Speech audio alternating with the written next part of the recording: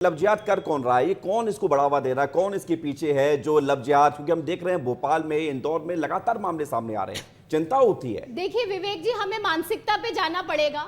मैंने अभी आपको क्या बताया, उदाहरण दिया कि जो अपराधी थे वही सामने आए, उन्हीं मुस्लिम युवकों ने कहा, ये अपना दर्द बयां किया कि उन्हें बहलाया गया, उन्हें फुसलाया गया, उन्हें लालच दिया इतना गया। उनको सीधा मत समझिए कि वो बहला फुसला के किसी को टारगेट करें। ये जो मामला है ये कहीं ना कहीं धर्म से जुड़ा है। हमेशा क्यों हिंदू लड़कियों को टारगेट बनाया जाता है? ये आपको जो जितना लव जिहाद का मामला आया, हमने क्या देखा? सिर्फ हिंदू लड़कियों को चुनकर उनका धर्मांतरण होता है, कांग्रेस क्या उनके साथ अपराध हो। इसमें कांग्रेस की फंडिंग है ना, आपने देखा जो सामने आया, वो पार्षद पकड़ाया एक पार्षद से पूरी कांग्रेस खराब हो गई? आपने देखा उसके ऊपर तत्काल एफआईआर भी हुई है। और अब हम कर रहे हैं ना, एसआईटी गठन हुआ है, एसआईटी जांच भी कर रही है। इसके पीछे जो भी होगा, वो जिस दल का भी होगा, उसको ये सरकार नहीं बख्शेगी, क्योंकि लव जिहाद जैसे अपराध मध्य प्रदेश में लव जिहाद एक बड़ी समस्या बनता जा रहा है। मध्य प्रदेश में मामले सामने आ रहे हैं, देश के कई राज्यों में मामले सामने आ चुके हैं। सरकारें सख्त हैं, लेकिन बावजूद डर किसी को नहीं है।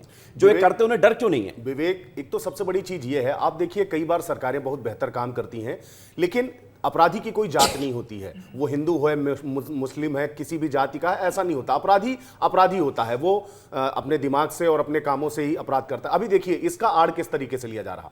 आपको याद होगा गणेश विसर्जन हुआ, गणेश विसर्जन में हिंदू संगठन ने आरोप लगाए कि पथराव हुआ, हमारी मूर्ति खंडित हो गई, और पुलिस ने 3 लोगों पर एफआईआर भी की, उन लोगों को पुलिस ने उठाया भी। और जब पुलिस ने उनको उठाया तो तीनों के ही लोकेशन और सीसीटीवी जो कैमरे मिले वो उनकी दुकान पर पाए गए, कहीं अन्य जगह पाए गए।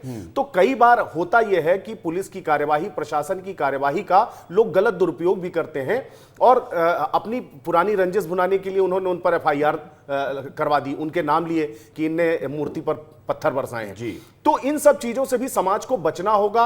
ये जानना होगा हमें कि हिंदू है, मुस्लिम है, इससे नहीं होता कि ये अपराधी है। अपराधी अपराधी ही होता है। वो किसी भी नेता के साथ चाहे तो फोटो खिंचवाए, चाहे तो किसी प्रशासनिक अधिकारी के साथ फोटो खिंचवाए, क्योंकि तब तक उसको नहीं जानता कोई भी। लेकिन ये बात तय है कि पुलिस और प्रशासन के पास जब पहले दिन से इनकी शिकायतें जाती हैं तो कई बार ये रसूख और अपने राजनीतिक सरपरस्ती के चलते इन पर कार्यवाही नहीं होती, और धीरे धीरे ये नासूर बनते चले जाते हैं, जिसका बड़ा उदाहरण ये मछली परिवार है। बिल्कुल, ये बड़ा उदाहरण है। अमित तावड़े जी, एक सवाल मैं आपसे पूछ रहा हूं, आप जवाब भी दीजिएगा, जो कहना चाहते हैं वो भी कहिएगा। 15 महीने तो सरकार रही थी ना आपकी, 2018 से लेकर मार्च 2020 तक। तो फिर इन 15 महीनों में क्या इस मछली परिवार का या फिर जितने भी इस तरह के एलिमेंट्स हैं जो समाज को खराब कर रहे हैं, जहरीला बना रहे हैं, लड़कियों को फंसा रहे हैं, ड्रग्स का जाल फैला रहे हैं, इन तक सरकार नहीं पहुंची थी क्या?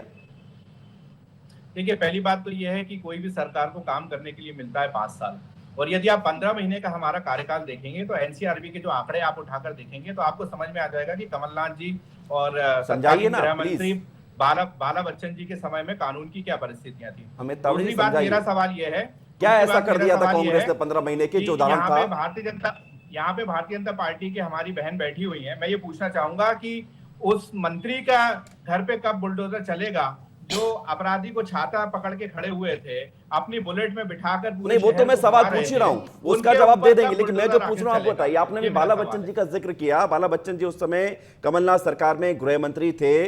आपने कहा 5 साल के लिए समय मिलता है, बिल्कुल ठीक कहा आपने, लेकिन मैं आपसे ये जानना चाहता हूं कि कोई एक ऐसा एग्जाम्पल आप बता दें जो कमलनाथ की सरकार में 15 महीने में कांग्रेस ने किया था, जिससे अपराधियों को डर लगता हो। आज मध्य प्रदेश में अपराधी कम से कम ये तो सोच रहे हैं कि कुछ करेंगे तो बुलडोजर चल जाएगा, ये तो है कम से कम।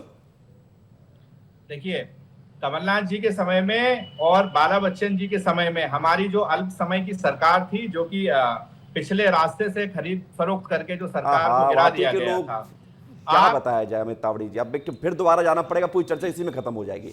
रहने दीजिए, मना कर दीजिए, कह दीजिए समझ नहीं पाए 15 महीने में कि कैसे काम करना था। 15 महीने में क्या किया इन्होंने?